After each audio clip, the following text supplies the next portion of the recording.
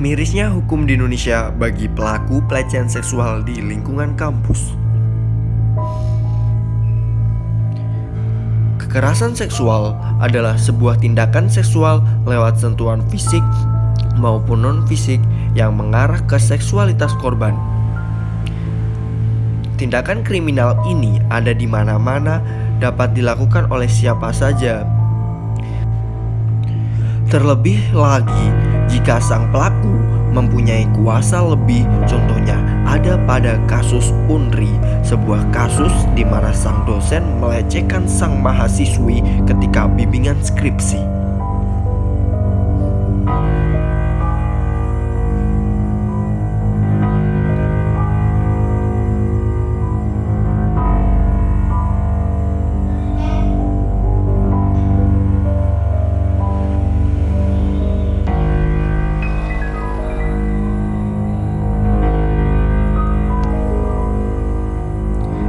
Kasus serupa juga pernah terjadi di masa lampau, seperti kasus seorang dosen di Universitas Indonesia berinisial N diberhentikan karena kasus pelecehan seksual saat bimbingan skripsi pada tahun 2008 silam.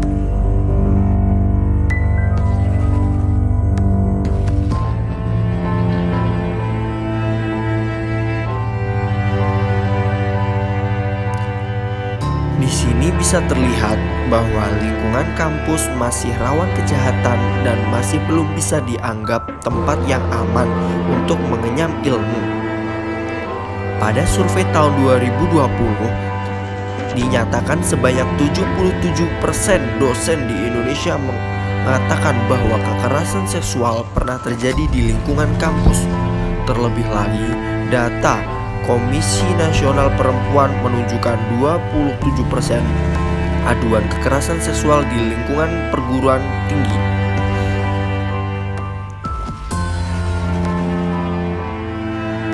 Data tersebut hanyalah sebatas pucuk gunung es dari banyaknya kasus pelecehan seksual di lingkungan kampus.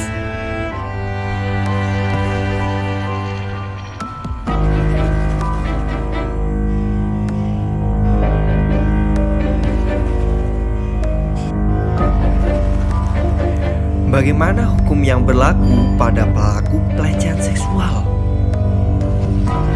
Pelecehan seksual sendiri dapat dijerat dengan pasal pencabulan, yakni pasal 289 hingga pasal 296 KUHP dengan hukuman paling lama 5 tahun penjara. Dalam lingkungan belajar, Permendikbud nomor 30 tahun 2021 yang digunakan saat ini, yang dimana sasaran peraturan tersebut adalah mahasiswa, tenaga kependidikan, serta warga kampus lainnya.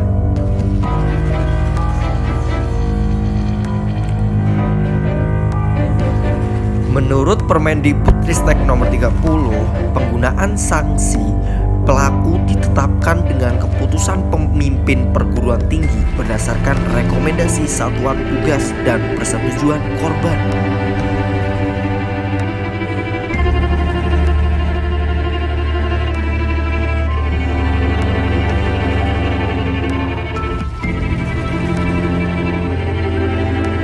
Sanksi pada pasal 13 dinyatakan ke dalam 3 kategori, yaitu ringan, sedang, dan berat.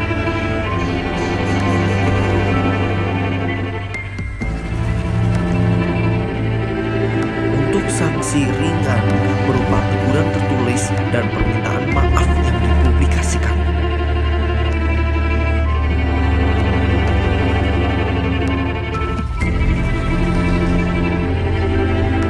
Sanksi sedang berupa penundaan masa kuliah, pencabutan beasiswa, serta pengurangan hak lainnya.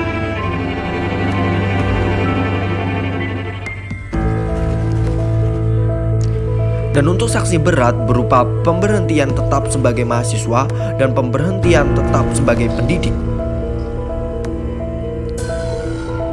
Peraturan ini dikritik oleh beberapa pihak karena beberapa kalangan menganggap bahwa Permendikbud melegalkan seks bebas karena terkutip dengan persetujuan korban. Terlepas dari pro dan kontra Permendikbud nomor 30, Terlepas dari pro dan kontra Permendikbud nomor 30 tahun 2021, perlu digarisbawahi bahwa peraturan ini dibuat untuk melindungi korban pelecehan seksual. Kita sebagai pelajar di lingkungan kampus perlu lebih waspada terhadap bentuk dan kasus kekerasan seksual, karena seberat apapun peraturan selalu ada kesempatan bagi Anda untuk terkena tindakan pelecehan seksual di lingkungan kampus. Diharapkan kita sesama belajar saking mengingatkan satu sama lain.